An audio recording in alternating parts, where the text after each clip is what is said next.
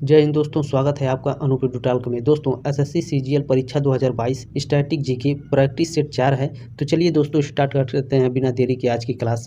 पहला प्रश्न कह रहा है दोस्तों, निम्न में से कौन सा डीडीटी के संबंध में सच है? ऑप्शन नंबर डी है, यह एक संपर्क कीटनाशक है। डीडीटी का फुल फॉर्म क्या होता है दोस्तों?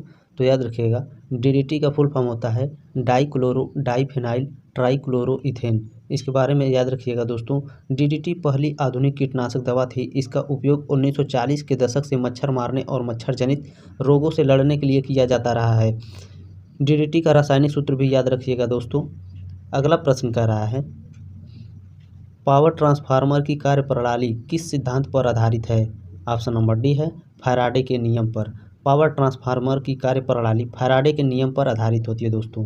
याद रखिएगा, विद्युत चुम्बकीय प्रेरण के सिद्धांत की खोज माइकल फैराडे ने सन 1931 में की और जोसेफ हेनरी ने भी उसी वर्ष स्वतंत्र रूप से इस सिद्धांत की खोज की। अगला प्रश्न कह रहा है दोस्तों, किस देश ने 2016 का अंडर 19 क्रिकेट विश्व कप जीता? ऑप्शन नंबर सी है, वेस्ट इंडीज। अगला प्रश्न कह रहा है दोस्तों,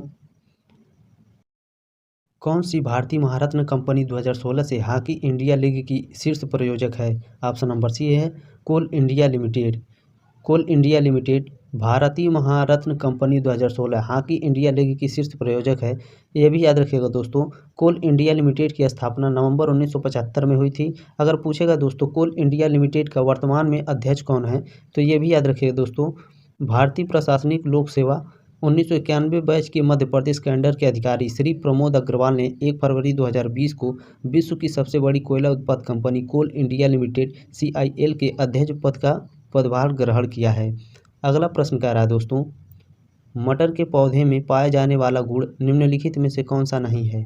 तो याद रखिए दोस्तों, ऑप्शन नंबर ए है, झुर्रीदार बीज। मटर के पौधे में झुर्रीदार बीज वाले गुण नहीं पाए जाते हैं। अगला प्रश्न कह रहा है दोस्तों, निम्नलिखित में से कौन सा विद्युत का सुचालक नहीं है? तो याद रखिए दोस्तों, ऑप्शन नंबर ए है, चीनी मिट्टी का बर्तन विद्युत का सुचालक नहीं है।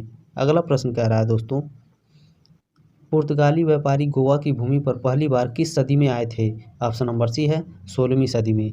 अगला प्रश्न कह रहा है दोस्तों, निम्नलिखित में से किस नदी का उद्गम स्थल तिब्बत में है? ऑप्शन नंबर सी है, ब्रह्मपुत्र का उद्गम स्थल तिब्बत में है। अगला प्रश्न कह रहा है दोस्तों, आधुनिक भारतीय नवजागृति मॉडर्न इंडियन रेनेसांस का जनक किसे माना जाता है? ऑप्शन नंबर सी है, राजा राममोहन राय को आधुनिक भारतीय नवजागृति का जनक माना जाता है।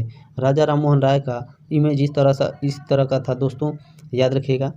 अगला प्रश्न कह रहा है दोस्तों, भारतीय रिजर्व बैंक RBI के 23वें गवर्नर कौन है? ये थोड़ा सा कट हो गया दोस्तों, सॉरी इसके लिए।